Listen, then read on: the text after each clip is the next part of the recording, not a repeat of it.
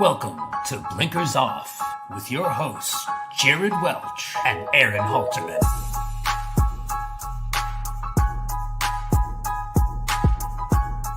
Hello, what is up? I'm Jared Welch. He's Aaron Halterman. It is officially Thursday. It is officially May 1st. This is Kentucky Derby Blinkers Off. What's up, dude? What's up? Yeah, and it's Rumor Mill Thursday is what I will call it. Rumor Mill Thursday. A lot of rumors about a lot of horses that are supposedly scratching. Nobody's done anything yet, though, so nobody get too panicked. It's Thurby, man. Everyone gets weird on Thurby, apparently. It's like a full moon, you know? But no, it's like we've been so calm all week. And honestly, I was even thinking about that today. You know, maybe I've jinxed it because I didn't say anything, though. But I was thinking it like, it's been like nothing's happened, you know? Like we're just going to, Beza may not actually get in, or, you know, and now all of a sudden it's like literally the 5-6 horses that you've heard, that we've heard this between this morning and now, that are possible to scratch. I mean, that many. I mean, I'm not even kidding. Like that many. So it's we'll see. Obviously, they have. So the deal is, guys, in order for Bieza to get in, now the scratches could still occur, and that's fine. But in order for Bieza to get in, the scratches would have to happen prior to tomorrow morning, I believe, at 9 a.m. Yeah. So if they wait, so kind of depends on how much people like or dislike John Sheriff's a little bit as well. Because if they wait just another day, they could still scratch their horse and they don't have to run. But then the field will just be reduced down and Beza would not get in. So if the scratch doesn't happen before that, then he's not in still. Yeah, and so that's going to be the dramatic thing about it. And look, I'll just read off the rumors I've heard. None of this could be true. But I've heard the following horses, there's a chance something's wrong with them. Owen Almighty, Coal Battle, Grande, American Promise, Render Judgment. Now, I want to be very clear. I have zero actual good sources on any of those, but I have heard those names from now multiple people. But again, zero confirmation of that. Yeah, that's the same thing. I mean, I think you hear it enough, you start to believe that it's possible. But again, I have done this long enough to where, you remember, like, you guys are, I mean, we were like basically giving the news out with Forte. It was like, no, he's not going to run. Like, he's not going to. But then you look on the news or on, mainstream horse racing, and he's fine. And even Pletcher is saying he's fine and he's going to run. And then what happened the morning of? Bam, he's out. So, the rumors are rumors until they're not rumors. And, sometimes I think these guys, and listen, we've never been in those shoes of having a Derby runner and then especially a horse, let's just say like a Coal Battle situation, which is such a cool kind of story to get the horse there, or Render Judgment. Let's even use that one. You're just dying to get that horse in the race because of the kind of what it means. And you want to hold out hope for as long as you possibly can until you can't anymore. And, so that's why it happens late typically. Exactly. Yeah, that's exactly right. They wait and wait and wait and wait and wait to the last moment because it's like, well, maybe magically the horse will be fine the next day. Yeah. So, yeah, look, I hope if these horses do come out, they do come out before that scratch time on Friday. So at least Bieza can go. We know he wants to run and he's there and he's capable. So at least from what we've heard. So anyway, I hope, like I said, don't scratch him the morning of the race because the rule is Bieza has to, he's just a scratch.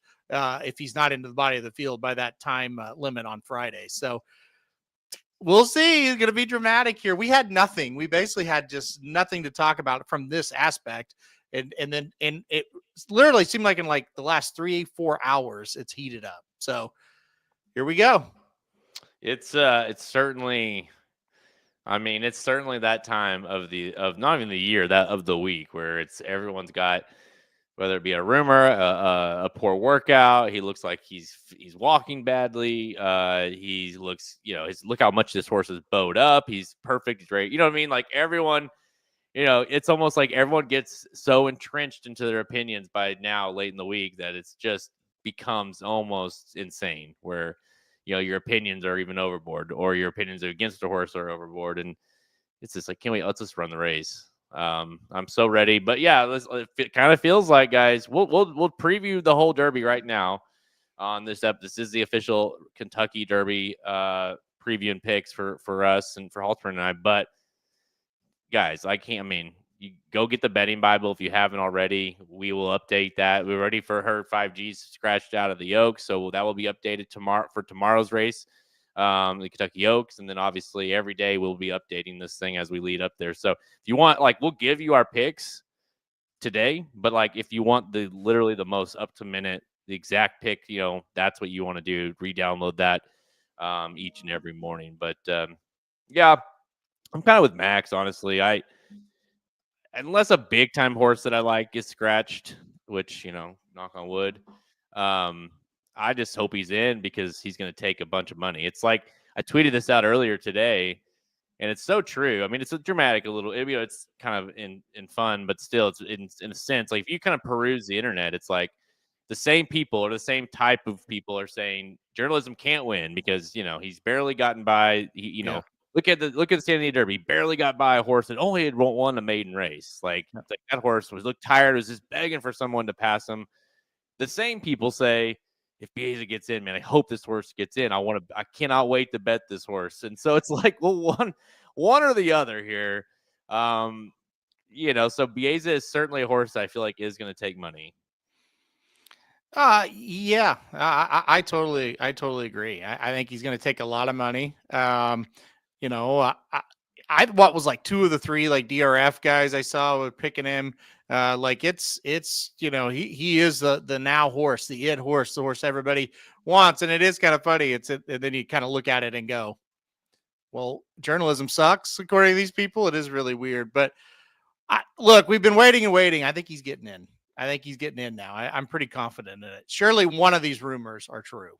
Yeah, exactly. It just takes one, right? Mm-hmm. Yeah, that's a weird thing for me to figure out. Like, how do you like Bieza, but you don't like journalism? Because by all standards, I mean, Bieza might be hell, he could be sub 10-1. Do you want to play a sub 10-1 horse that's only won a maiden race? No, not really. Mm-hmm. So that's another issue as well. So the value of him, perceived value, is going to be interesting if he does get in the gate.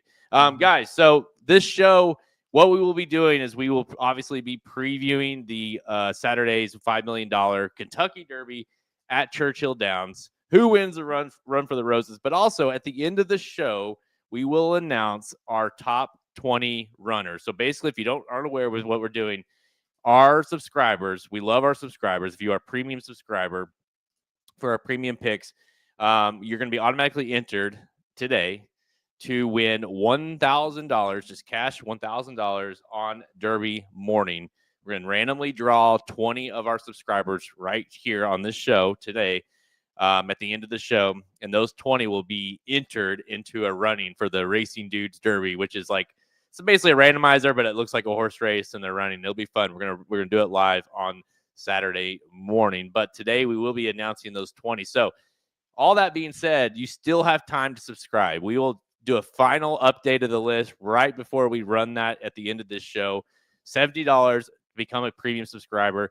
It gets you the betting Bible absolutely for free. It'll get you the Preakness betting Bible absolutely for free as well. Both of those are $50 products, so you can get those. Boom, you save $30 alone if you're planning on buying both of them. So you have till the end of the show, and then after that, we'll cut it off. We're going to do it again in June, so you can still officially get in that one. But for this one, it will be over. But without further ado, Halterman, let's get into the handicapping. Will journalism get the job done? We'll find out right here. Let's go. Yeah, I'm currently hitting refresh and adding names as you subscribe. So if you're here, you want to play in the game, I can add them as you subscribe. So that's if you see me in the background looking at the computer, it's just me kind of looking and going, okay, this guy just subscribed or gal just subscribed, got to add them to the list. Yeah, we'll once we announce them, will you be producing morning lines as well for these names in the 20? Yes. Okay, great. Yeah, I'll make the morning line. We should get John involved. Well, I don't need to. I learned how to make a morning line from John. So there you go. When you learn from the master, you don't need to hire the job out. You do it yourself. Yeah, he taught you. Exactly. His job is done. It'll add up to 128. I promise that. So yeah, you guys have till the end of the show. It's gonna be a blast. I mean, honestly, Alter and I have talked about it a ton. I think we're just as excited for it It literally is like it's on a website. It's a randomizing type website for different lists, and kind of it's similar idea concept of the Wheel of Death, but where you literally just put the 20 names in, they are automatically on a horse. You run it for 2 minutes, 20 horses, just like the Derby. Hit start, and they go, and they kind of go back and forth. The one gets to the lead, one goes back, then one comes from the cloud. It's a blast. At the end of the day, it's totally random. We have no idea, but it is fun to watch. And us degenerates will try to find something to bet on. You guys can probably in the Discord, come up with some different bets if you guys would like to. Once we know the field. Absolutely. Yeah, absolutely. And different colored horses, there's gray ones, there's white ones, there's black ones with, whatever. So you guys, you can take your angles however you like it. So exactly. Absolutely. Yeah. I think, I think here, can we just preview what it's going to look like real quick? Yeah. I can pull it up on the screen if you here, want. So this is the wheel right now. Now you can't see it, but that's all the names of all the subscribers. So when I say I'm adding it, that's what I'm meaning. If you subscribe while you're listening, by the way, I think a couple of you did, I will literally, as we're going through the show, I'm adding names onto the wheel, guys. So 100%, if you subscribe, that's what it's going on. It's going on the wheel. We'll spin it, and we'll get 20 names, and then we'll know. So, okay, sorry. I'll put yours back up now. Hey, no, I think people are equally as excited for that now. They're like, get through the handicapping of the Derby. Let's get to the real thing. Let's get to the 20. Listen, because you can win $1,000 before the racing even starts on Saturday, and that's hard. Pretty good. It's a hard proposition to go against, especially with how tough these races are on Saturday. But the main event on Saturday at Churchill Downs, race number 12, the Grade 1, $5 million Kentucky Derby, going a mile and a quarter for the 3-year-olds. Field of 20 with one also eligible as of now. I'll say even May 1st at 1:21 p.m. Central Time, because who knows what's going to change by the time someone else listens to this show. But that is the field as of now. You see it there on the screen. 3-1 morning line favorite Journalism looks to get the job done here. 5-1 on Sovereignty, Sandman at 6-1. These odds have already flipped a little bit. Here, I'll take that off the screen so you can see Flying Mohawk for those Mohawk fans. But the odds have already started. The early odds have come out, and I'll announce those here in a sec. But some of the early money obviously has Sandman. Sovereignty's gone up, Sandman's gone down, which we kind of expected. American Promise and Render Judgment have both taken a ton of money early. Obviously, it's way early, but maybe that's a little bit of a sliver of a sign of what we could see. I mean, obviously, both those horses are on the list of potential not running, but because of whether it be the coach or whether it be with Render Judgment and Toby Keith's story, if that starts to take some play here. But obviously, we've talked about this race for months at this point. Journalism, Halterman, we're here a couple of days out. How are you feeling about him? Oh, I mean, I don't know how you could feel any different or better or worse. I think everything's going great. He's not one of those rumored horses, right? So you got to feel good about that. Ever since he drew the A-post, I felt good about it. And look, I think it's just going to be a matter of breaking well, getting position, and hope you fire. I still have this, I talked about on the John White show, I still have this thought in my head of Journalism makes a move, he's ahead, and then Sovereignty or somebody gets him very, very late because he moved just a little too soon into a hot pace. I still play that out in my head over and over and worry about that. But look, I mean, he's doing great. Everything seems to be going well. And, he's just got to go be kind of that horse that I think he's going to be, and it should be fine. Look, I think it's really the scratches or potential scratches could be interesting when it comes to the pace. I still believe that pace is going to be fast, but I still believe that's going to be a big key. And if for some reason it's not fast, all these horses we've been talking about are in a lot of troubles. Sandman, Sovereignty, Journalism, horses like that. So that'll be kind of as we go along here, like Owen Almighty, for example, if he was to scratch, well, yeah, I don't think he's going to win, but that could change things, so we'll just have to kind of keep an eye on things as we go along here. I do want to say that I'll just go ahead and we'll get this out of the way. We have no idea, right? We're not. We've talked about this yesterday on the Oaks podcast. We don't. I think the Oaks, if you're going to compare the two, the Oaks has a better chance of being on a sloppy track or a wet track, however you want to phrase it, than the Derby. With that said, we have no idea, and the only thing you can't go into it handicapping expecting it to be one way and then it not. So I mean, all you can do is expect. Because I've heard conflicting reports. I've heard people say Saturday's going to be all right. The rain will be done by the morning. And then I've heard others say it's going to get an inch of rain. So I think at the end of the day, we don't know. I'm handicapping it and approaching it like it's going to be the same as I'd expect it, being fast. You hate to change your opinion based on something that may not happen. With that said, I don't think it's a bad idea to kind of keep those horses in mind that you like if it does happen to come up really sloppy. But at the end of the day, we've learned this and we've done this way too long, Halterman. You can't get ahead of yourself when it comes to the weather. No, you can't. You can't. You got to adjust as you go. The problem this year is it's very much maybe it will, and maybe it will for 20 minutes talk about rain, and then it may not, and then it will, and so it's hard to know, A, will it actually happen, and B, how much of an impact it'll play. Because here's the deal: if you get a 20-minute shower, it's not going to affect anything, right? It takes more than that, unless you just get a monsoon, which could happen, but it does take a decent amount of rain before it really comes into play.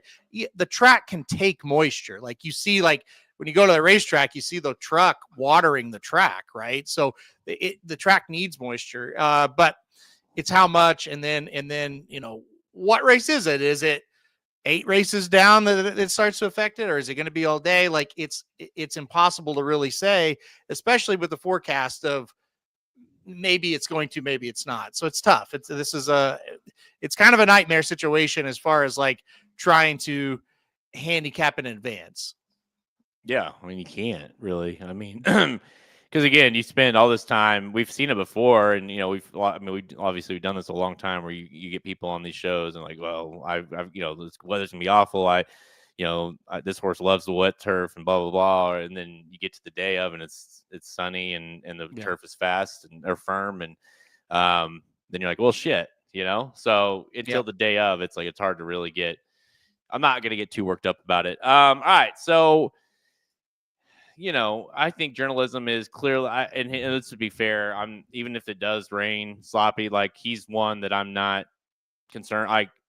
He's nothing's going to make me come off of him. Now, I could see other horses that potentially could creep up my list based on the weather.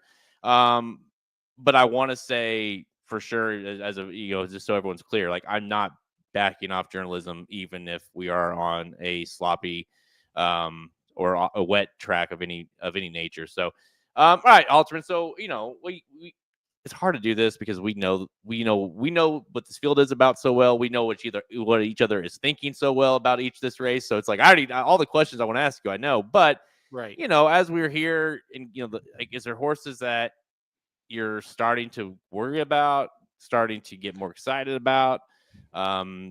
Horses that you kind of left off, let's just say a Final Gambit or something like that, where you're yeah, maybe I should have used that horse a little bit underneath or whatever it is.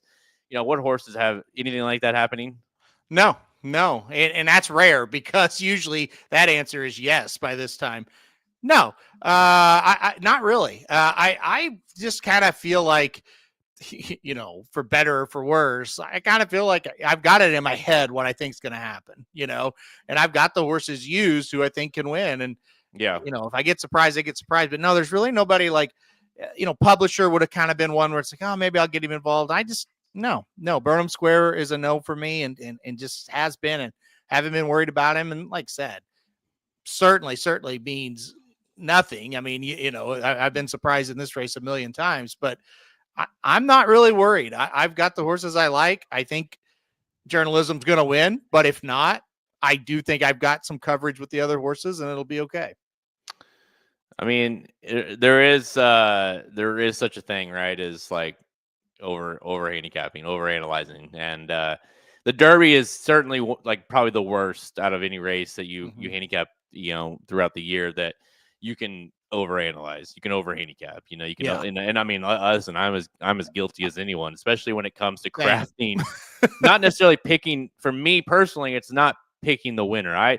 I've pretty much been locked into my top, let's say 5, and some 5 or 6, even like maybe the orders change a bit. Not the top or 2 haven't, but that's a little fluid at times, but it's pretty steady. It's the ticket structuring. It's the who am I going to use in that third spot of the trifecta, and then the next day I go back and look and I said, I'm going to recraft this and change. You know what I mean? And you can. Next thing you know, you're like, holy shit! Like this doesn't even look like the ticket I structured. For maybe it's a good thing or a bad thing, but at a certain point, your ticket gets a little washy, and the opinions that you had are not as much reflected that you hope. So you got to be careful when it comes to the Derby, because the Derby, Halterman, from a betting standpoint, is just a different monster. Yeah. No, it is. Yeah. And you kind of said it yesterday. We're talking about the, structuring your wagers. And it's like, I'm not looking at the 6th race today at Belmont at the Big A and saying, you know what, let's throw $150 at this race using 100 different combinations of stuff and try, you know what I mean? It's like, you look at that race, you go, okay, I'm playing, here's my wager. It's exacta a try or whatever. And we're going on, but there's so much money making opportunities in a race like the Kentucky Derby that it does take time. And look, the pure fact that there's 20 horses, that's the other thing. It just takes a lot of time to kind of figure out, okay, who am I using versus who you're not using? Because what happens is with the Derby every year, I shouldn't say every year, but a lot of years, even if a favorite wins, that second horse, that third horse, that fourth horse, it's weird. And so you want to get a couple of those, quote unquote, weird horses in there.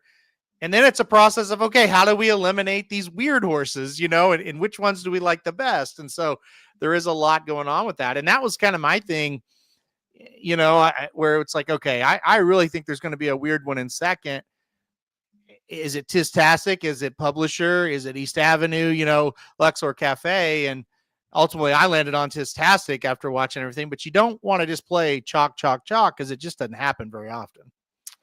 Yeah, I'd say for me, okay, let's just say this. I kind of asked you that question. I'll answer mine. Like the horse that I am maybe the horse that could do the most damage to me from a betting standpoint that I kind of have liked is Luxor Cafe, because I just still like him. I couldn't get myself to put him too high up in my exotics. I do, I have one play, for instance, in the Bible that if he wins, I'm safe. But I also I need journalism to get second, in that kind of situation. So I don't. But there's nothing on like kind of a you have when you structure your tickets. It's like, well, if this horse does this, then I hit multiple tickets. If Luxor wins the race, I'm not hitting very many tickets. You know what I mean? And so that's kind of the issue I have. Even second, I'd be in a little trouble. So I like him. I just couldn't quite get myself to put him too high in my ranking, as far as my betting goes. Yep. Same here. It's okay. Here's the horses where I'm really going to key on them. They really need to run well. Here's some where it's like 50-50. Would love for them too, but if they don't, I'm okay. And then here's some where it's like Luxor Cafe being a great example. I mean, I know I've seen a couple people in the chat really like him, but I'm just like, I have no idea one way or the other. Well, here's one where it's like, oh, what if something crazy happens and the Japanese horse gets it done this year? Well, here's a little ticket there, right? Mm-hmm. So, yeah, you got to kind of, there's levels to it. And then the level, kind of didn't touch on or did a little bit, but you just got to take stands against them. You just have to. Some horses, you just got to say, look, I can sit there and make cases and make up reasons why the horse can win, but I can't play them all. And that is hard to do too. A horse for me in that, and again, I'm not regretting it or anything or even worried, but like Final Gambit, I think he is a very nice horse. I think he's getting better. And I think he could be a horse that kind of beats me, but I just had to draw a line. And he was one that I just couldn't put on a ticket, So, those horses, like sometimes I'll see comments. It's like, I can't believe you don't like Final Gambit. It's like, well, it's not that I don't like him. It's just, I just don't like him enough, to put him on tickets. And that's a tough thing. Yeah. I mean, just as an example, and this is why crafty. Like I'd even argue handicapping the Derby is way easier than betting the Derby. Like 1,000%. Yes. It's not even. It's not even. To me, Yes. it's not even close. Yep. Because I mean, at the end of the day, we all know those people that hit a bet in the Derby and like how did you even do that? You know what I mean? Like it doesn't make sense how you got there, aka Shoddy last year in the Derby. Right.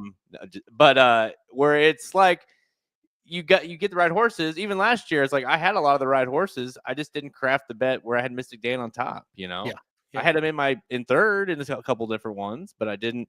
And so it's incredibly infuriating at times. And a good example of that is if you guys download the betting Bible, you can see that like in the case of Final Gambit, let's just say if he were to run second to journalism, I cash exacta. But my big trifecta, I don't cash because I have him in third. Didn't use him in second, because it's, the betting amount is bigger. There's a little more horses you're using. And at some point you got to take some spots or you got to take some opinions and change. So that's the kind of the infuriating part. You look back on it on Sunday or, Saturday night and you're like, why didn't I use that horse there? And it is a job that you almost have to I say job, not our job, but just anybody when you're handicapping the Derby, just to be like, all right, this is what it is. I can't look at it anymore. This is what either happens or it doesn't, like you can't there is such a thing as over betting it for sure. So, well, and Silver Charm says he's great at handicapping. He's bad at betting. I think that's all of us to a certain extent. When you're trying to do more than just like, I like this horse, let's play him to win. That is, and honestly, that's why I bet those wagers a lot because they are simple. But anytime you try to get involved with exactas, tries, and supers, it's not that you're bad at it. It's that it's tough to hit those. It really is. No matter what you try to do, it gets tougher. And with each level you try to take, it gets tougher and it gets tougher. Exactas are a little easier in tries. Tries are easier in supers, right? Each place on the tote board, it gets harder and harder. So it's not that you're horrible. It's just that everybody struggles because, with those wagers, a lot of luck comes into play. And then when you're just playing a win, you still got to have luck, but the variance is shrunk down. Yeah, for sure. All right. So I saw Ryan. Here's my thing with journalism. He says, I think journalism pulls a fierceness, finishes outside the top 10. I mean, listen, we all have our opinions and that's, it's possible for sure. I mean, it's horse racing. I think he is as close to a lock as I've seen in at least in many years of hitting the board in the Derby as the favorite. I just am so confident, and if he doesn't run top 3, I will be shocked. It will have to admit something happened, something went haywire. Because he's just better than most of these. I would say all of these horses. Now, it's the Kentucky Derby. Things can happen. He can get in traffic, horse stopped, whatever, like it happens. But for him not to run top 3, it would have to be like one of the worst rides, one of the worst situations, and maybe something even happened. I think you're right to a certain extent. I would just kind of also throw in that, there are also things you don't think of that can happen. But like from a general scope, the reason why I'm confident that he's at least going to hit the board and not pull a fierceness is he always runs. And fierceness if you told me going into last year, hey, fierceness is going to run off the board, I would have been like, yeah, I get that. Same way if he would have told me he wins. I get it. Like he was a very inconsistent horse at this time. Journalism, I think if you have that opinion, it's just an opinion of he's not very good. And I don't share that one. I do think he is a good horse. And, I'm confident he's going to show up and run his race. But, past that, we'll see. You never know how good they really are until they get to this race and bigger race of Preakness and Belmont and all that. Yeah, I mean, to me, the only way journalism loses is it's because of like I said, of factors that you can't handicap for. you could, and again, that's a Derby. You could go, hey, listen, look at the Derby the last several years. This is just, it's a crapshoot. I can't play the favorite. It's insane to play the favorite. And it's all fair because you have, you have history to work with there. But I also think it's going to level itself out, and we have the right horse here to do it. I think he didn't draw poorly. The setup's there for him. He's not like a speed horse that might be hampered by some of the other speed. Like, it just feels like it's set up. And listen, and this is coming from a guy that was against journalism all year, really, until the last race. I bet I picked Barnes to beat him in the San Felipe, which that sounds like a genius move. But they both ran well, and he just ran right by him. And it's like Baffert took a horse out of the state across the country to get away from him. And I just think the respect is there across the board with the trainers, and I've kind of seen that from a lot of the trainers that he is the real deal. So I think he's the right horse, and I think you can feel confident. I think we're gonna get 3-1, dude. I really do. He's 4-1 right now. That's in the early money though. I think 3-1's the floor though. So yeah. I think that's awesome. If you three, I'll take 3-1 all day long. It's funny. Everybody kind of has their different opinions. You said, it would be something outside of handicapping factors for him to lose. I don't feel that way. Like, I think you and John are more confident than I am. I just feel like he could lose. I just don't look at him and be like, wow, he's some beast. I don't. I just think he likes to win, and I think I like that about him. But I mean, I understand your he's not Pharaoh. He's not Justify. He's not one of those horses. I do think he is the best that we've had since those horses, or at least Justified. Might be, at least that I felt. Because like with Fierceness, you were like, well, it's all or nothing with him. He'd had that history going into the race where you're like, yeah, he's either going to win or it could be ugly. When you bet at Taba or something like that, you're like, well, this horse just has to, he's lightly raced. You don't know, we still figuring out. I think he's good. Journalism he ran it 2 years old. He's ran the race. Yeah. He showed up to all of them. He's gotten to the race in the right way. There hasn't been any hiccups. There hasn't been those things. So I don't know. I just, again, it's racing. Anything can happen, but I am pretty confident in him. So, sure. I just look back and again, I have Journalism picked to win. And if he wins, it's going to be a great day, but I look back to Pharaoh. I look back to Justify, and I went to the window and bet large sums of money. I just am not going to do that with Journalism. And that's kind of where I'm at. I'm in the middle of like, a scale 1 out of 10 confidence. I'm like a 5 or a 6. And that's for a horse race. That's not bad, but I'm not an 8, 9, or 10.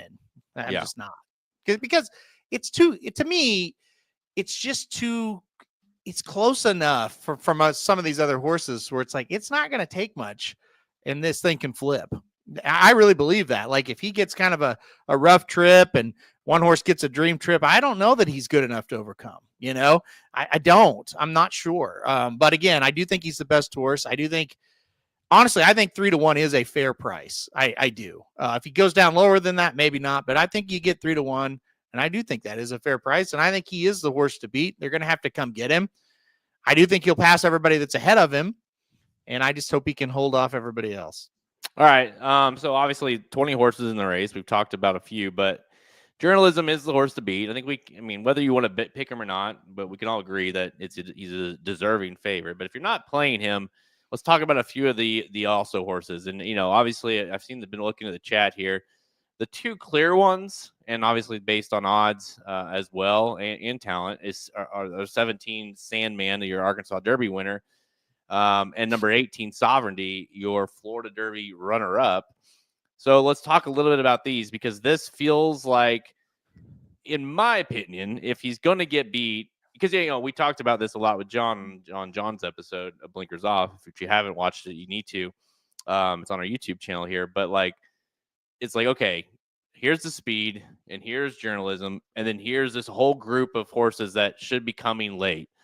How do you decipher which one is going to get there and which ones are going to get stopped and which ones weren't fast enough?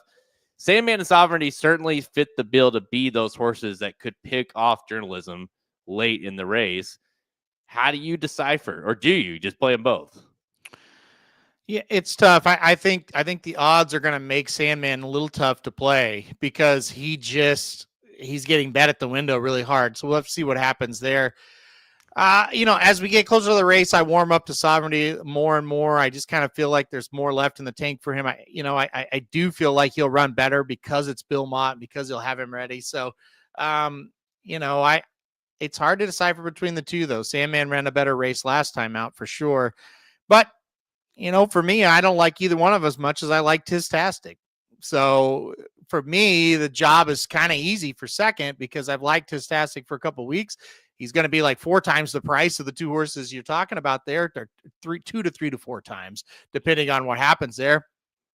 So that's the horse I like in second. I think Tistastic's the one. I love how he can weave in and out of traffic. He showed that. I loved how he improved when he stretched out to mile 3/16. So, I mean, I think he's the one that's going to come pick up the pieces. That's the one horse that you and I differ the most about. And I don't not like Tistastic.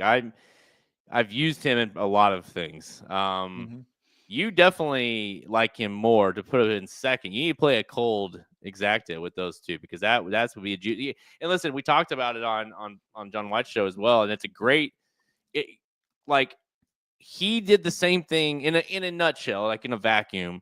He did the same thing that Sandman did, and he did more than what Sovereignty did, meaning he won his prep. So did Sandman, and Sovereignty didn't. And yet they're 5-1, 6-1, and on the board 20-1, which is insane because of it's been a minute, it feels like, since we saw Tistastic. And, it's like, is he a turf horse? What is he? All the excuses. So your logic is, I love it. I think it's dead on, and you're getting the value that you need.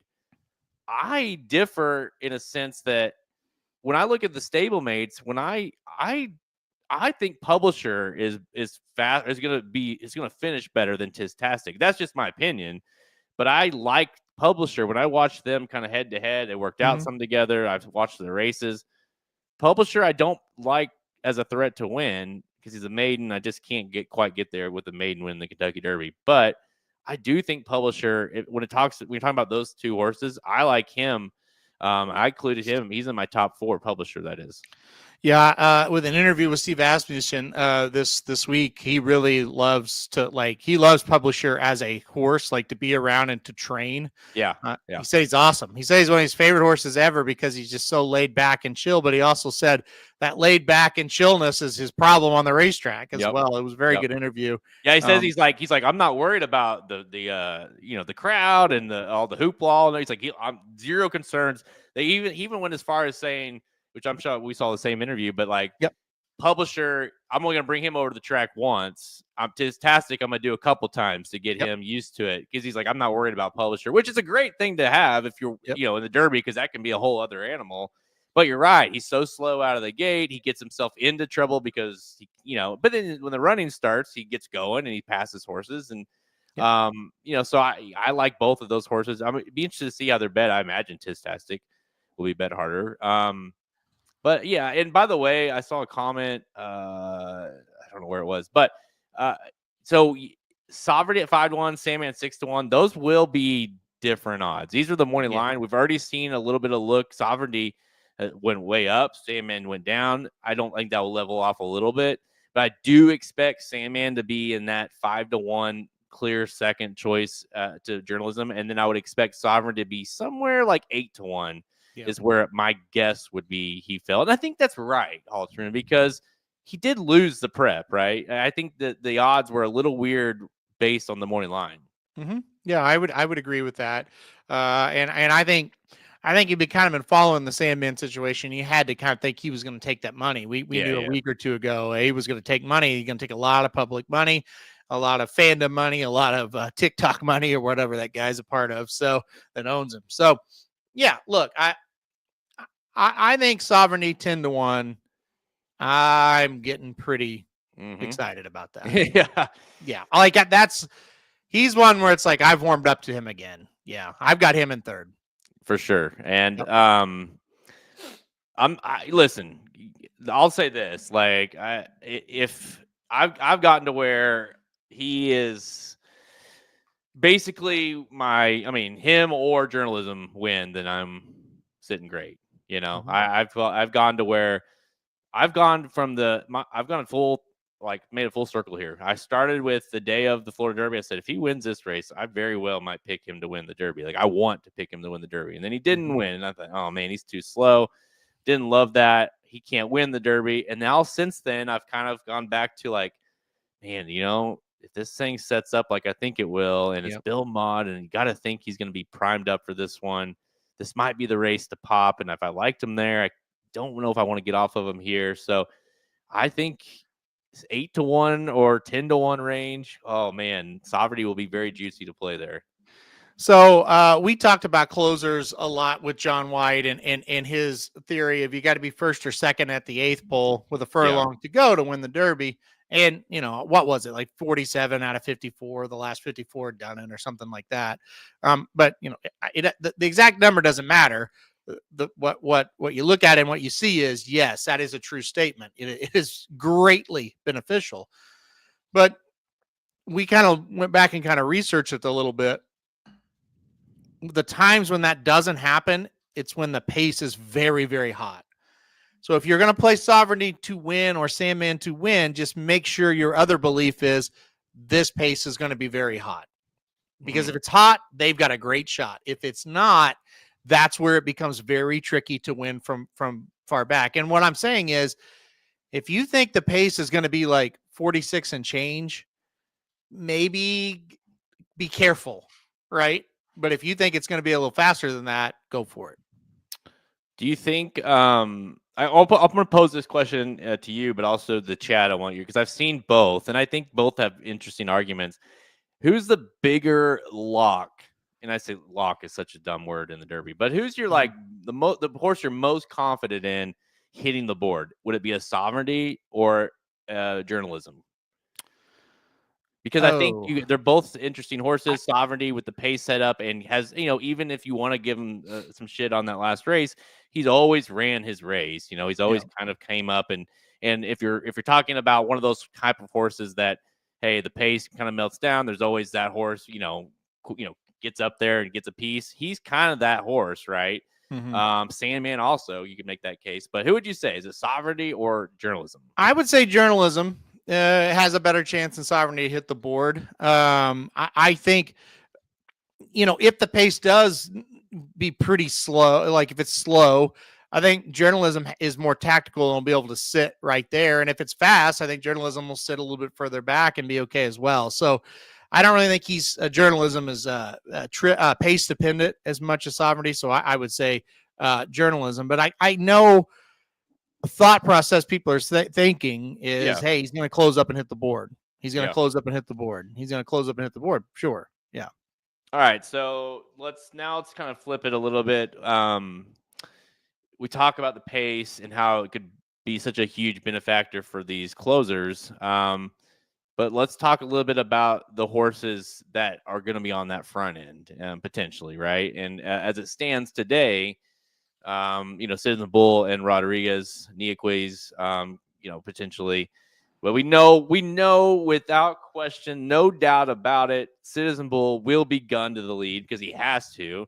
And Rodriguez, for that matter, you got to assume will be right there on the lead, if not right close by as well. East Avenue, horse drawing outside, you would think would need to get to the lead, make some position pretty quick. Owen Almighty, if he runs, right, would be another one, especially from that 20 hole. So is there a situation where all of a sudden we hit the backstretch and you're like, well, shit, here's Citizen Bull putting out fractions that I know he can run. He broke well. He got to the lead. He didn't know. No one's pressuring him. His stablemate's not pressuring him. Owen Almighty's nowhere to be found. I know you know what I mean? And then all of a sudden you're like, oh, shit, one of these speed horses, the speed could hold. It's going to depend. You know, I had a scenario of, and again, I'm not saying this is going to happen, but what if Citizen Bull doesn't break well? Okay, he's shuffled back. What if Niequez is just like, yeah, he's just not quite fast enough? Okay, we know Rodriguez will be up there. And then it's like Rodriguez, East Avenue, Owen Almighty. Well, what if they don't do anything with Owen Almighty? You know, then all of a sudden, is it Rodriguez and East Avenue? And why couldn't it stick? So yes, it can happen. It's going to just take a couple of horses either not breaking well or just not quite doing what we think they're going to do. And then it could slow down. It could slow down considerably. So I think the whole key to it is Citizen Bull gets out of the gate guns. We know Rodriguez is going to want to go. And then it's like, yeah, now we just need East Avenue, Owen Almighty, even American Promise. And then boom, we've got it. Yeah. And I still in my head think one of these Japanese horses are going to go to the lead.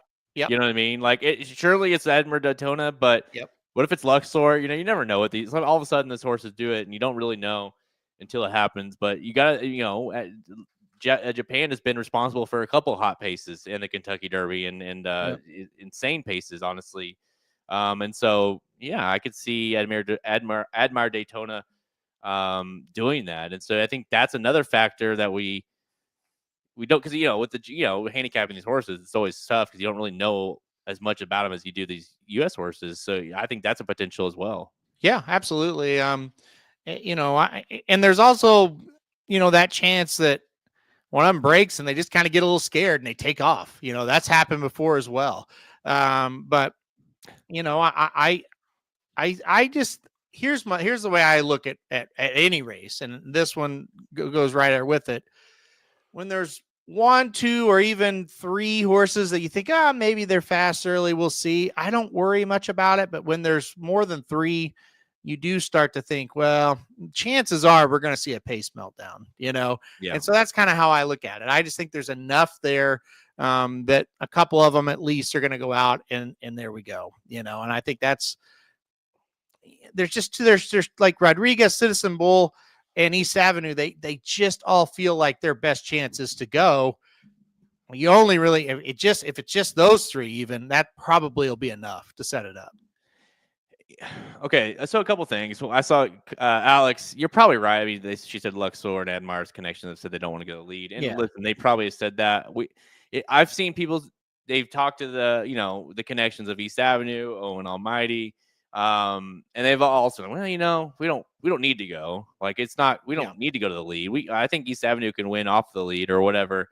The only trainer that's actually said I'm going. I mean, listen, it's Bob Baffert, right? He's typically pretty dead on about that. And with a horse like Citizen Bull, and Rodriguez for that matter, you like they're drawn inside. They don't really have a lot of choice. They've shown that their best running can be on the front end, or is on the front end, I should say. I think Rodriguez got hurt a little bit by Citizen Bull drawing that one spot because he almost has to sit off a little bit because you assume Citizen Bull will be going. And is that going to hamper Rodriguez a little bit, who I think needs to be loose in order to get the job done? But another question that I have, Haltzman, that I keep thinking about, and we talk about, and someone is going to have to help me out, the year of Rich Strike, who was setting that lead. I believe it was there's a Japan horse and then someone else. Yeah, I can't remember now. It's someone in the chat. Let us know who was it. It was Japan, and then there was someone else that set insane fractions that year when Rich Strike won. Yep. And they hit the top of the stretch, and Epicenter got the lead, and it looked like he was home free. It looked like he's got this in the bag. And you kind of, after you digest that race, Crown Pride. Thank you, Ryan. Yeah.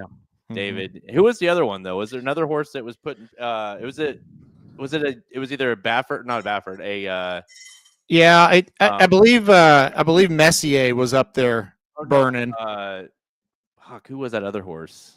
Hold on, I'm pulling it up right now. I know Messier was up towards the front. Let's see. Damn it! The horse. Summer is tomorrow.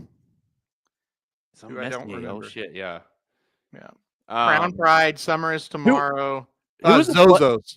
Who was the Pletcher horse that one year that went he won at Louisiana or got second Louisiana, then he went to this race and just went nuts in the Derby. So the fractions were just insane. You talking about Palace Malice? No, it's recent. Oh, Messier was 4. Yeah, okay. So it was Messier up there as well. Anyways, the point of my question is how close is too close for a horse like Journalism? Because what happened that year with Epicenter is it turned out he was a little too close to the speed. So he got softened up a little bit when it came to kick home. He didn't quite, you know what I mean? He was there. And so my question to you is, if the pace is too hot, like we kind of expect, or is very possible at the very least, then how concerned are you? Like, journalism needs to make sure, Spoley needs to make sure I'm not too close to that. I'm very concerned. That's my thing that I'm worried about the most right there, because I saw it happen and I saw the best horse not win because of it. So, I mean, do you think, I mean, and that's just, it's a horse race, but it's also very much a jockey race. And, how close is too close, and you got to make those decisions on the fly, and, sit off too far and you're in trouble, sit off close and too close, and you're cooked, so to speak. I do think, he's shown the last couple races about mid stretch is when he really gets going. The motor really kicks in with journalism, and you got a big stretch there, and I think you get, top of the stretch, he'll be in contention, maybe chasing down whether it be Rodriguez or even like how far does American Promise going to take them? Maybe he's up there close, but he'll end up, and then it's like, can he hold off you'll see the big gray, whether it be Final Gambit or Sandman or even Sovereignty, they're going to be wheeling out on the outside, and can they get to journalism? Yep. Yeah. I mean, I think that's what I'm looking at is going to happen. And you're right. Like, there's a million ways you can lose this one, right? I mean, there's only so much you can do, but there's a million ways you can lose it. It is so tough. So, I was thinking of King's Barnes. Thank you. Yep. And he was like, "What are we doing here? Why? That was such a weird ride." All right, so let's see. Who else should we not talked about? That's Burnham Square. Burnham Square is a horse that obviously won his last prep at the Bluegrass. He's one for me that I liked early in the season. Didn't like the Bluegrass. I thought it was really slow. And then the way this pace is all kind of started to set up, I have started to gravitate. I don't love him, but just I've threw him into a few that if this thing melts down, I want to have a piece of him. Can you get there with him at all, or do you just think he's simply too slow? Listen, he's one that if he beats me, I'm not going to be too upset. I just don't think he's good enough. And again, it's hard to say things about a horse like that that's won like he has, but I'm talking about the Derby here, and I don't think he's good enough to win the Kentucky Derby. So no, I didn't like the last race all that much from him either. I left him off. I couldn't get there. I just don't think he's fast enough. And I think he feels like he's going to be a little overbet. I don't like even the morning line. I think that's a little too low, but I get it. The comeback is, hey, he won a big race right there in the state. So I understand. I think the upside for him, or not the upside, the kind of best case scenario is maybe third, hitting the board. This thing folds, and he kind of bangs up there, and this thing falls apart. If he basically finishes top two, I probably not have anything on that. Render Judgment, Halterman. I've heard a lot of comments about Render Judgment. Obviously, a horse that is on the potential of being scratched. We don't know that as of yet, but it's at least been a horse that's been rumored to. Is one going to be overbet just based off of the story? I mean, I don't think he's got a chance to win the race. But cool story. What do you think about him?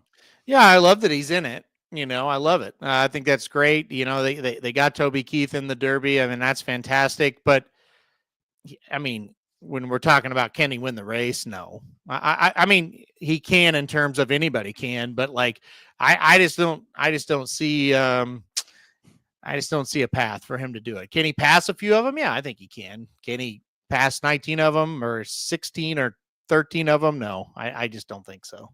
I'll probably put these horses in the winner's circle, but I will go ahead and just to get people an opinion out there.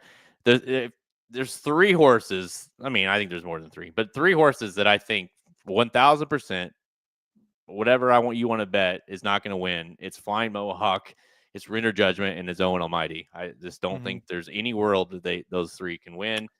I just don't. I don't like any of those three. I'll be rooting for Render Judgment. If he wins, that's cool. I mean, that'd be amazing.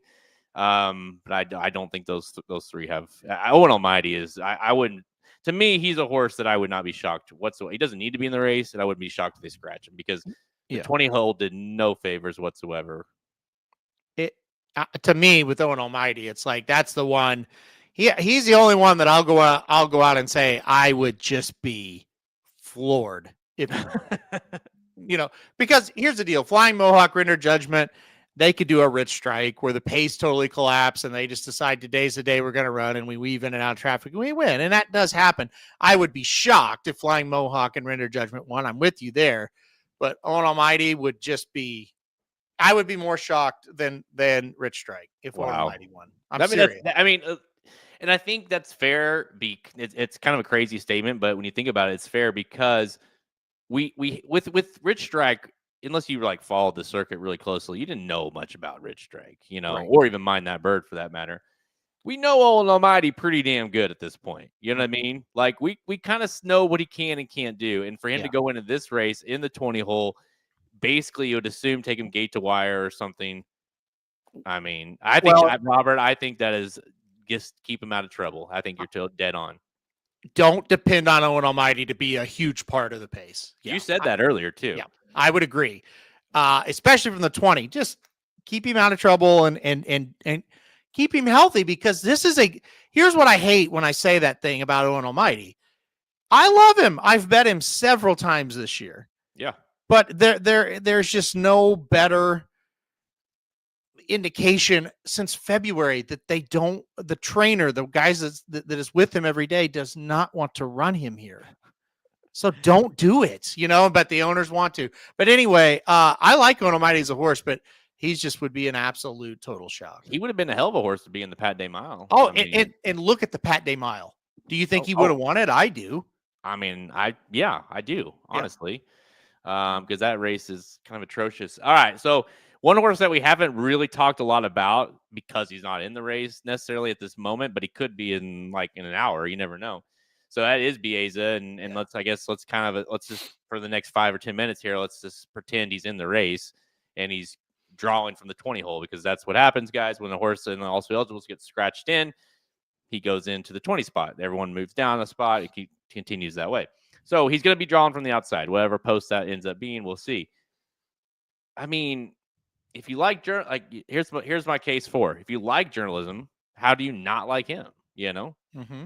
And again, odds aside, I think he'll be overbet. But how much are you, if he gets in, you're kind of feeling you're contemplating needing to use him in some regards, because at the end of the day, journalism did only beat him by less than a length.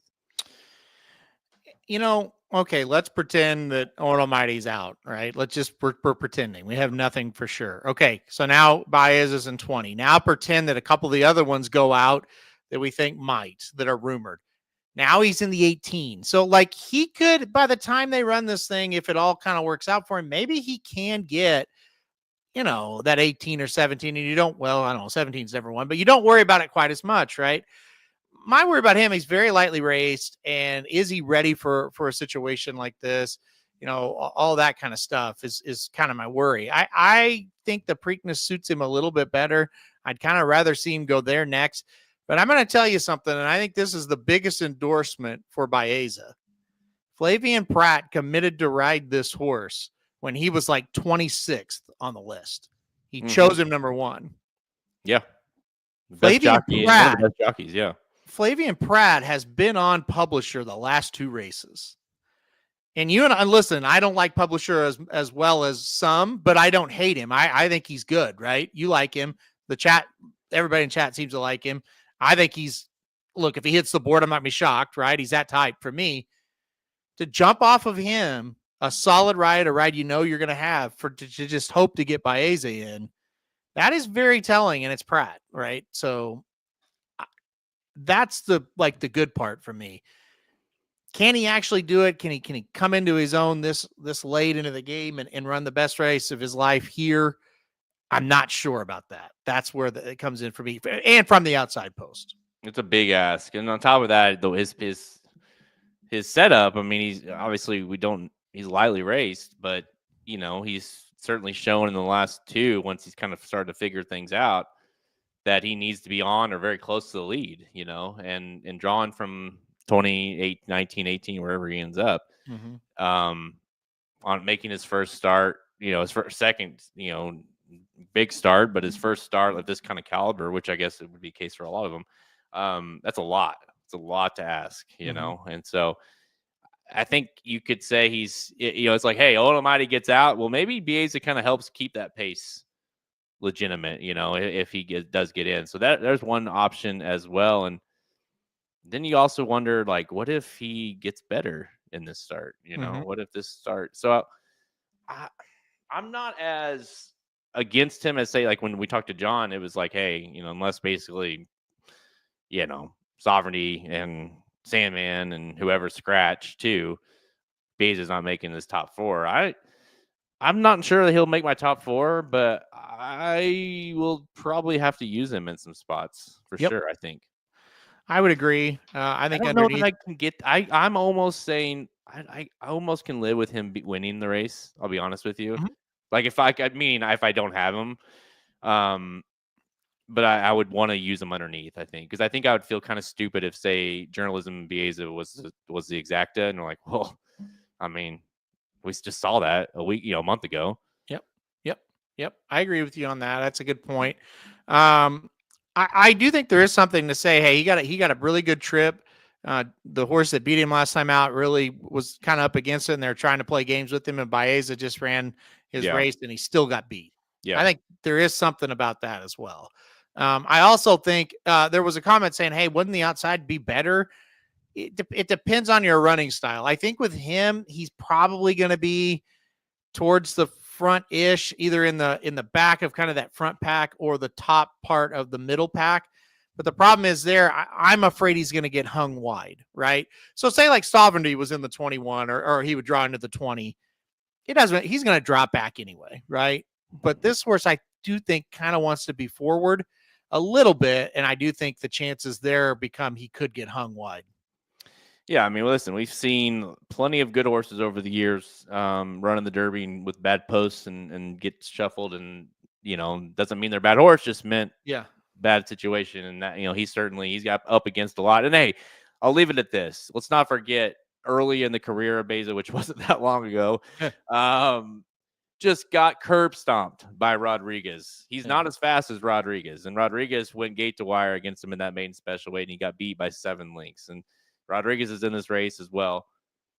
I don't know that he's that fast to get to, what I mean? So let's just be careful with how much pace we think he could inject in here, I think. So let's see. I was going to ask you about another one. Let's see. Oh, there was a question earlier about the Triple Crown. I mean, that's way ahead of ourselves. We're trying to, but let's say there's a bet out there of, hey, can Journalism win the Triple Crown? I'd say no. I would bet no. I think that the Preakness is looking decent. There's some horses that are coming into that didn't start here. And then I think, the Belmont it's not the Belmont, at Belmont Park. It's at Saratoga. It's, it's more of a normal race. You're going to have some more heat that come into that one as well as some of these horses that bounce from this race into that one. So I say no. Yeah, I don't. It's not even in my realm of thought right now. That doesn't mean I think it's impossible, but like, again, I'll go back when Pharaoh and Justify were running the Triple Crown. That was in my brain before they broke from the Derby. I thought we got to get this one, and we're gonna see it. I don't feel that way with Journalism, but again, it goes back to what I've been saying, or Sovereignty or Sandman or anybody. It goes back to what I've been saying. I'm not the John White level. And even your level of confidence. I'm more of like, I'm kind of in the middle here. Now, I've compared Journalism to I'll Have Another a little bit, and I'm talking about going into the Derby for each horse, not what I'll Have Another did after. He was a very good horse. It was winning in a very similar way to Journalism, and then he ran 2 outstanding races where it's like, yes, he could be a Triple Crown winner. So maybe Journalism could do that, and by 3 weeks from now, I'm talking a little bit different. But going into the Derby, I don't think so. I think that if you want to, here's how I would look at it. If you really, really like Journalism, look at the odds and see. Like, I mean, Dan, if he's 25-1, then it's maybe worth betting something. And here's why I say that. If you think he's going to win the Derby, which I do, and you do, he's going to be super short price in the Preakness. And deservingly, right? That's probably the most logical race he would win. Yes. Out of the three. If it continues that trend of everybody skips it and then they go to right try to beat him at Belmont. Smaller field. Yeah. If Bieza does run here, that means you're not facing a fresh Bieza in that race. There's some situation, you know, cornucopian, the all-world cornucopian in there. Right. It's probably a lighter race.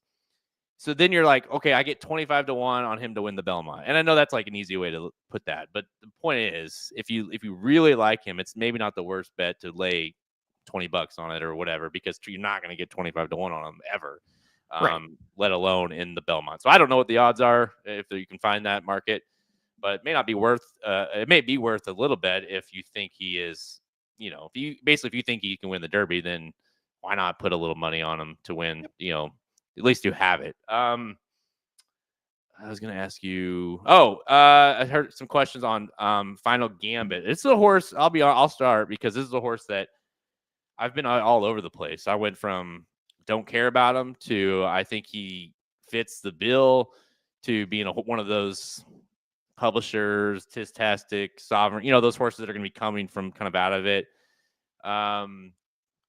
I would say I've gone in the middle a little bit with him. I think he could I wouldn't be surprised if he hit the board. Him winning would be a surprise to me. I'll be honest, what really swayed me, and again, it goes back to what we always say on these shows. It's like at the end of the day, we're in a race like this, you kind of just have to go with, you got to go with you hear an opinion or you hear something and you use that to make an opinion. And then it might be right or wrong, but in my opinion, I see the owner, or it's Judd own, but it's one of the representatives, and it was kind of like he literally was like, we weren't even thinking about the Derby, until after, not before, after the Jeff Ruby Stakes, which was in March, was at the end of March, which tells you it's like it's one of those horses for Brad Cox. It's like, hey, let's just see what happens. So maybe this peaking in the right time, maybe he gets a piece of it. It's not one of those Juddmonts that like they've been pinpointing this horse to get here. This horse has never even ran on dirt. I get that's not a huge thing. We've kind of seen that in the past, but to me, I ultimately couldn't get there. Maybe hits the board. That's it. Yeah, I'm kind of with you there. I would be, here's the deal. He is one where like if he won, I would kind of sit back and go, you know what? I did like him a little bit. I probably could have found a way to do something with him. Yeah. I don't hate him. I'm with you. I just kind of feel like I just don't know that he's good enough on the dirt, because we just don't know what he's going to do. But I just don't know if he's good enough to win right now this race. I do think this is a horse you better keep an eye on, though. Like, I think the talent is there. I'll tell you what, like, you're right, Dustin. He looks the part. He is a beautiful horse. Yeah. And those grays, I'm a sucker for those grays. Yeah. Not this times and tappets and stuff. It's like, man, it's hard not to like them. Did anybody see, speaking of horses, which horse was it that I sent you guys? Was it Burnham Square? No, who was it? The bow in his neck when he was working out. Burnham Square. It was Burnham Square. Did anybody see that workout from him? I think it was yesterday. If not, it's on Twitter. Just look up his last work. I've never in my life seen a horse bow that much. Like but what I mean by bow is like he's the jockey's got such a hold on him, and the horse is. I mean, the horse is a gelding, and I made a joke of like, is he looking to see where his nuts, where his balls are at? Because he literally looks like he's looking back underneath him. That's how far he's bowed up. And a lot of people say that's a great sign for a horse that's getting ready to run huge. I mean, listen, whatever. But it honestly, it kind of took me back. I was like, what is this horse? Is this horse okay? It was crazy. All right. Any flying Mohawk? You want to talk about him? Any other horses that you feel like you need to have a final word on to tell? I mean, we haven't really mentioned a lot of Grande. I don't know if that's maybe that means he's going to scratch at some point. But are you if you like Rodriguez, do you like Grande a little bit? Where are you at with him?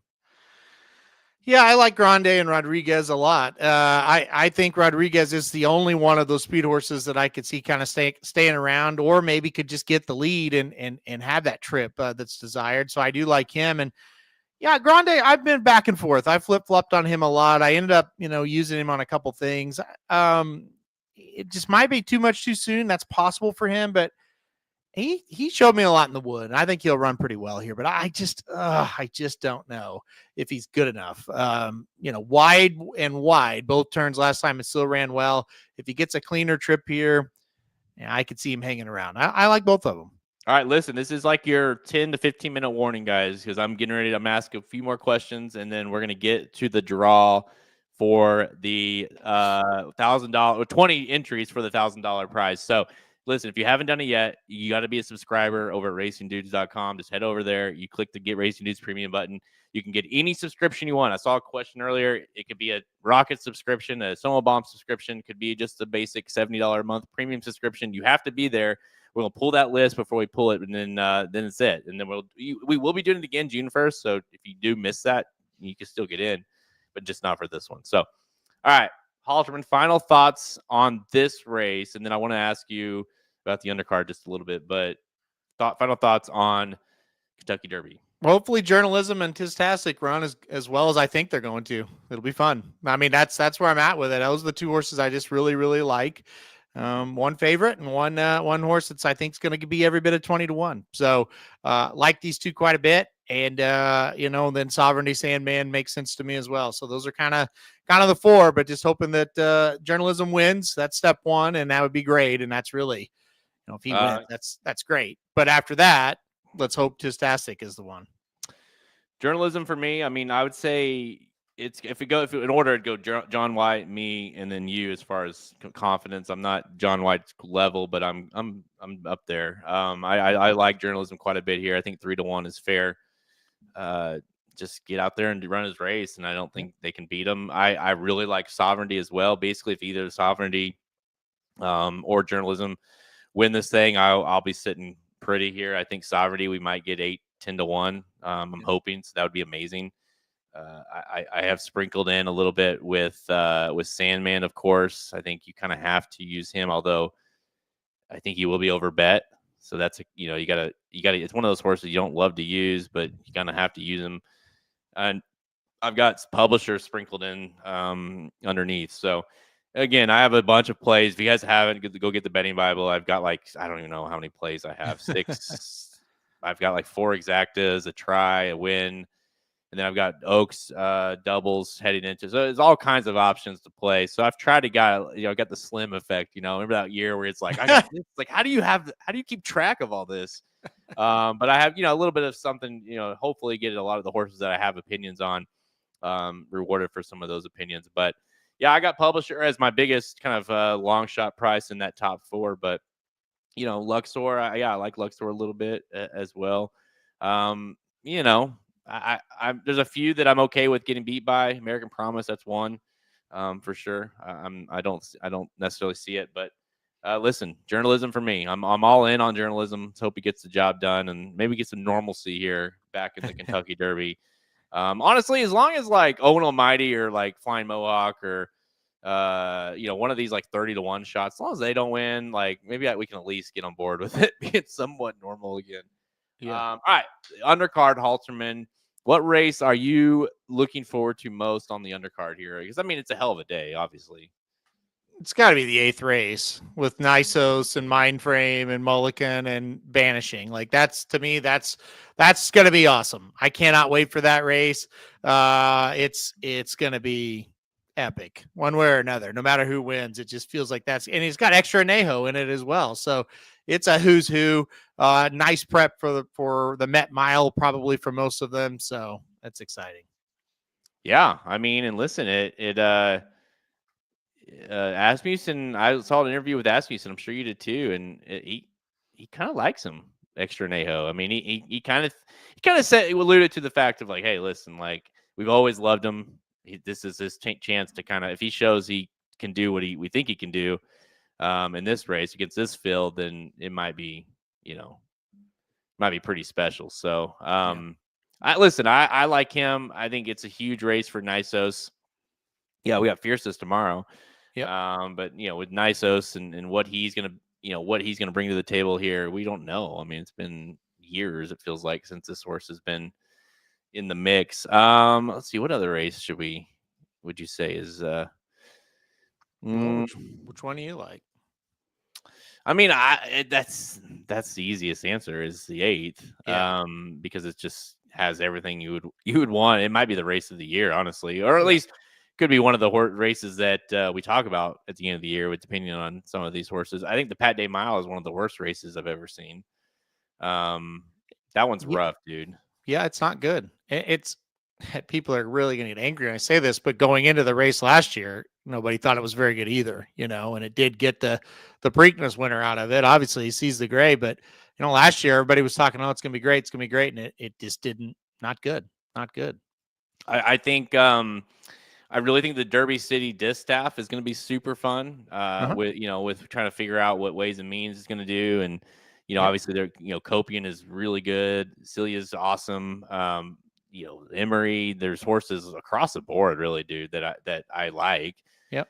And then that turf race, the Bourbon, the Turf Classic, dude. That's I don't know who's gonna win, but it looks on paper like it will be a hell of a fun race to watch. Very fun race that will be. Yes, that'll be a war. I don't know who's gonna win that. I'm with you. I don't know.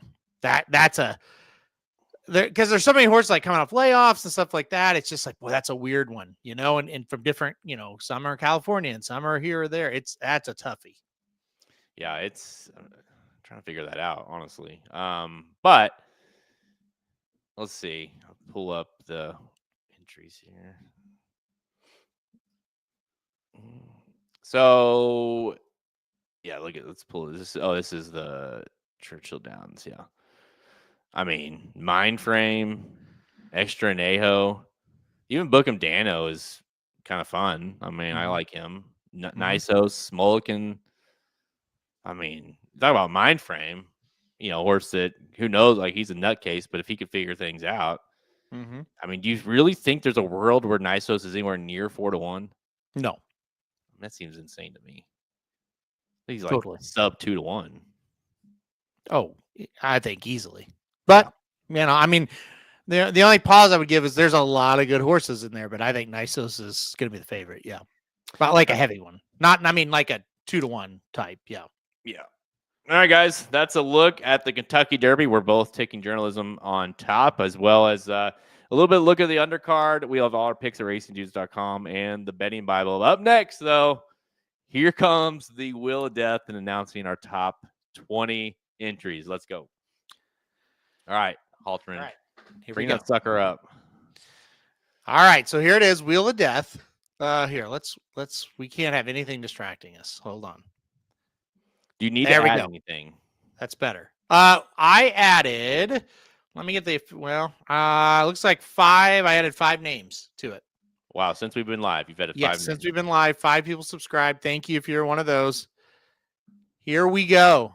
So there's hold on, there's 313 of you. Okay, so 313 on the wheel. We're going to spin it 20 times, and that will be the 20 horses that will run for $1,000 on Kentucky Derby Day. So that's how it's going to work. Now, just a word to, there are a few names that are still under our old system, so it's like their email names are going to be on there.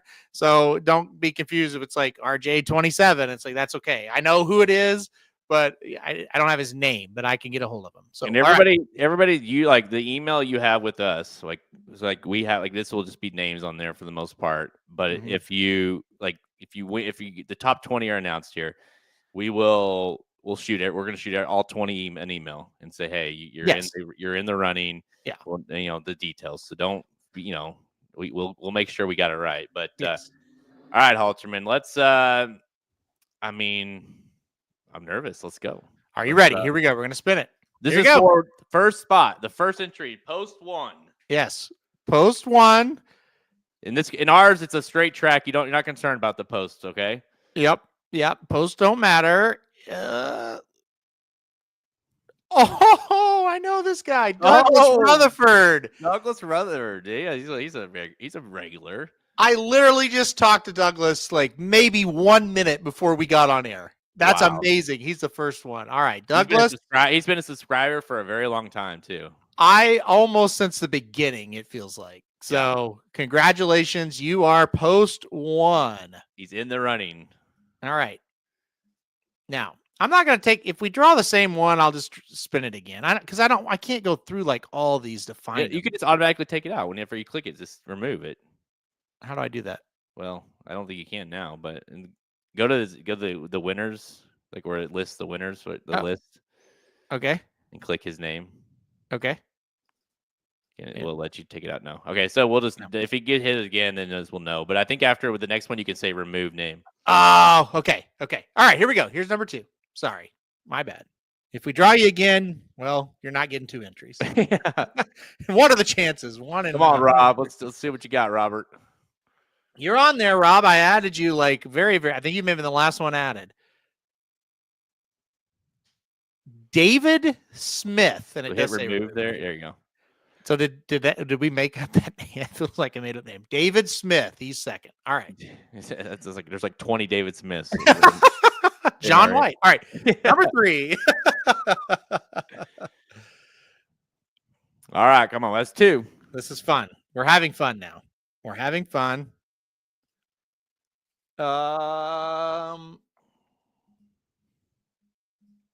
Mark Cruz. He ignore address. He wrote his name in wrong when he made the purchase. Mark Cruz is in the field. So he is be number 3. Mark Cruz. Remove. Okay. All right. I feel like we need some music. Let's get some music. Here we go. All right. Number 4. I can't believe Douglas Rutherford was the first one. That's amazing. Oh. What we got?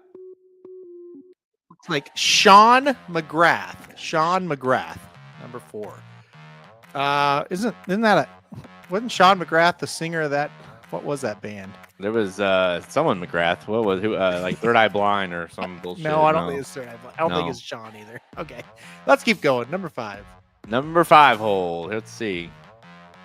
Ace 5. All right, here we go. Number 5. I could barely see these myself. Yeah, I can't. I just wait for it to pop up because I can't see shit. Robert Mofsison. Robert Mofsison. Are these fake names that you added? No, I know Robert as well. Okay. Mark McGrath from Sugar Ray. Yes.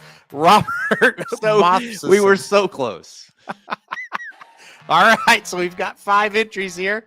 Let's go to number 6. I actually talked to Robert like 2 days ago. I would say you probably know most of these guys on a personal level. So. I have known the names of all of them.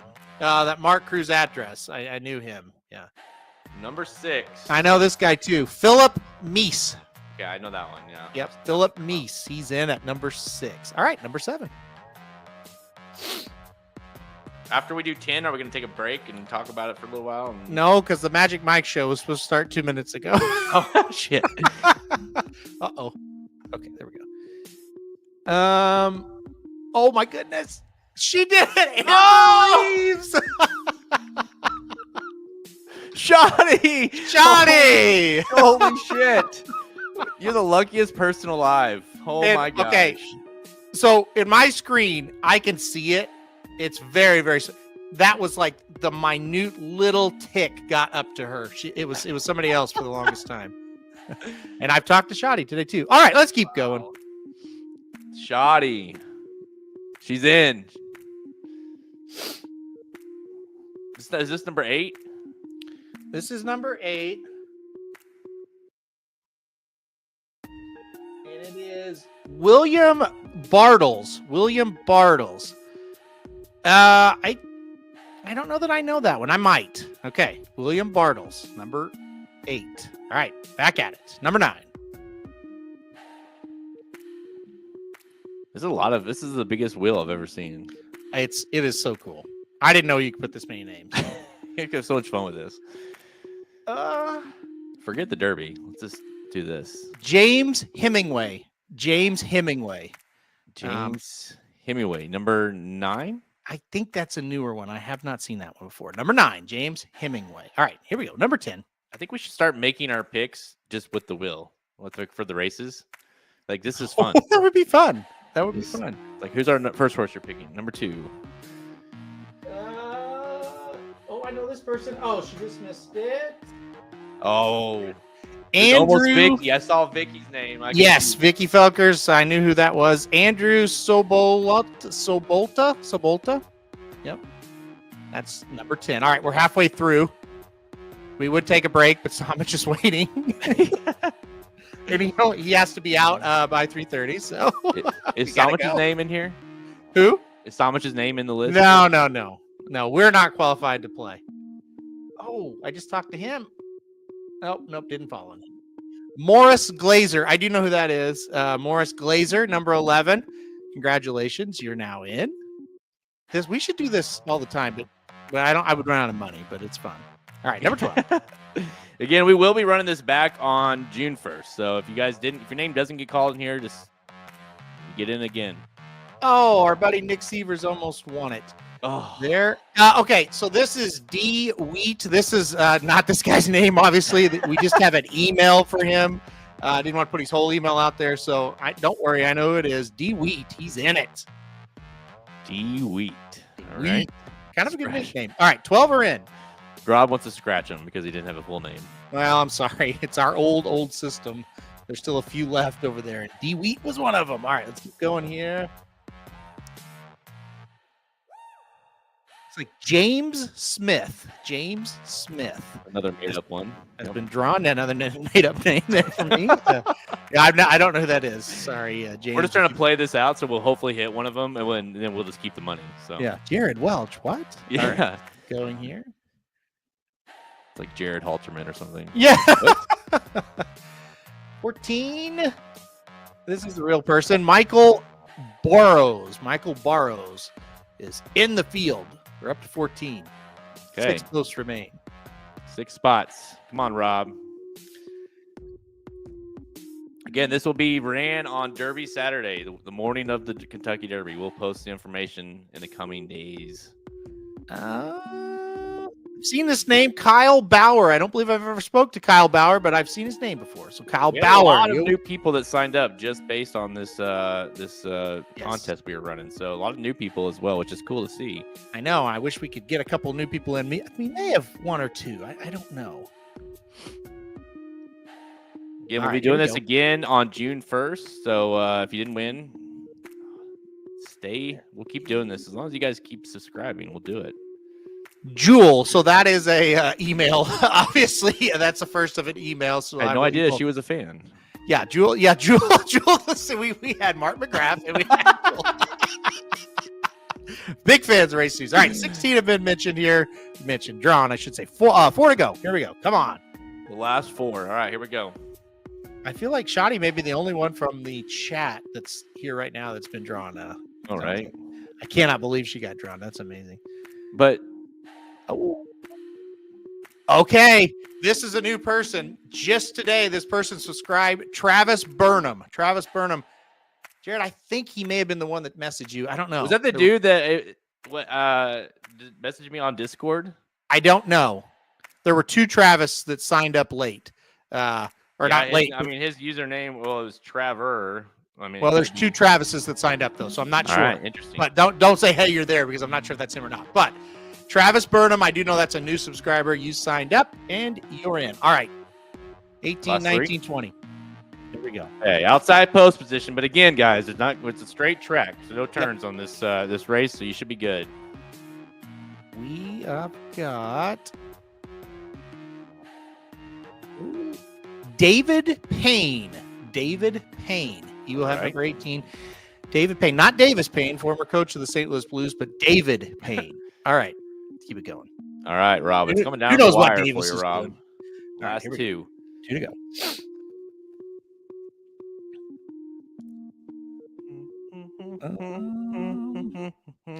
I know this person. If it stays, it does not. Not stay. Todd Bargstat. No idea who that is, but congratulations, you're in. Todd Bargstat, you're in. All right, last one. Here we go. All right. Good luck, everybody. Last spot for the running on Saturday. The 20 entries for the $1,000 cash.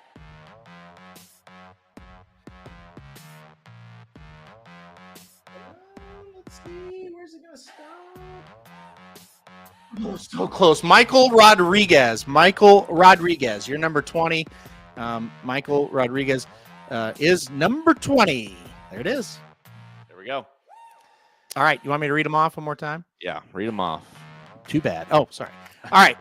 Douglas Rutherford, David Smith, Mark Cruz, Sean McGrath from Sugar Ray, Robert Moffsenson, got to be saying that wrong, Philip Meese, Amber Reeves, William Bartles, James Hemingway, Andrew Sabolta, Morris Glazer, D. Wheat, James Smith, Michael Burrows, Kyle Bauer, Jewel, the singer, Travis Burnham, David Payne, Todd Bargstadt, Michael Rodriguez. There you go. 20 posts. And again, we will I'll set it up and we'll have some fun with it. Halterman, you just shoot me over the names and their emails. Okay. And I'll reach out to everybody and we'll get it all set up. And again, on Derby Saturday, guys, we will be announcing, we'll run the race 2 minutes, the best or the fastest, one of the most exciting 2 minutes in sports. 2 minutes on the clock. We'll have all 20 entries in there. We'll hit start and we'll watch it live together. You guys bet if you'd like. It's on you guys if you want to do that. But that's it. So congrats to those 20. Again, if you did subscribe and you didn't get in here, stay tuned. Stay with it, I should say, because we will be going, we'll be doing it again on June 1st. So if you missed it here, we'll be running this back next month. All right, guys, that's all the time we have. We got to get out of here. Check us out over at racingdudes.com for our free picks and our premium subscriptions. Again, you saw we had the premium subscriptions. We're giving away $1,000 to somebody by being a premium subscriber. So there's your chance. Go get the betting Bible. It is available right now. 23 pages. We'll be updating that each and every day as we see scratches and things of that nature. So download it and then re-download it each and every morning. We'll send out emails when those are coming out. Stay tuned right here, guys. The Magic Mike Show, Halterman and Samich going live. Are you guys doing the Pick 5, right? Pick 5, and yes, we're going to go live very, very soon. I'm uploading my picks as we go here. So, all right. So stay tuned right now for that's Derby Day, right? Derby Day, Pick 5. Yep. So there's some detailed handicapping there, and not just the Derby, but the undercard as well. But hey, Halterman, again, Racing Dudes, go to racing_dudes on Twitter. Hit us up on Instagram, Facebook. We're on there. We post a lot on Twitter. We will in the coming days as well. So good place to stay tuned is if we have updates or breaking news, scratches, that will be posted on there as well. All right. Halterman, final thoughts before you head on out of here. Tune in 30 seconds. We'll be live for Magic Mike.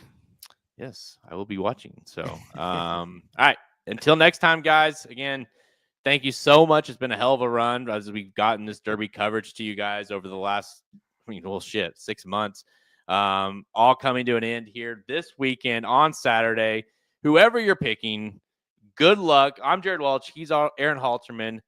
Good luck in the Kentucky Derby. See you guys. Thank you for listening to another episode of Blinkers Off. Join our horse racing community at racingdudes.com and follow us on Twitter at racing_dudes. Want to make money betting horses? Bet with the Racing Dudes.